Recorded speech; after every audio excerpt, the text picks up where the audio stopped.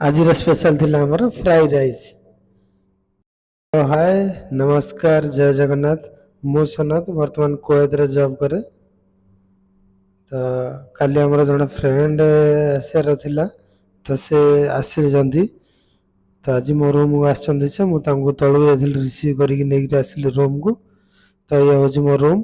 ବର୍ତ୍ତମାନ ରୁମ୍ର main gate entry କରିସାରିଲୁ। ତ ଆମ ରୁମ୍କୁ ପଳେଇ ଆସିଲୁ। ତାଙ୍କୁ କ'ଣ କୋଲ୍ଡ ଡ୍ରିଙ୍କ୍ ଫୋଲ୍ଡ ଦେଲି, ତାଙ୍କ ରୁମ୍ରେ ବସିଗଲେ। ମୁଁ ଲାଗି ପଡ଼ିଲି ଏବେ ରୋଷେଇରେ। ତ ରୋଷେଇରେ ଆମର ମୁଁ ନେଇଥିଲି କ୍ୟାପ୍ସିକମ୍ ପ୍ଲସ୍ ପଟାଟୋ।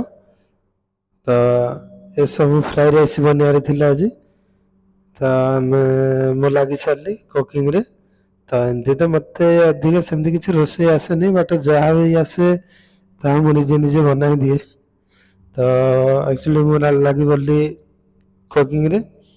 ତ ଇଏ ହେଇସାରିଲା ଆମର ଟମାଟୋ ପ୍ଲସ୍ କ୍ୟାପ୍ସିକମ୍, ଆଳୁ ତ ପଡ଼ିନି।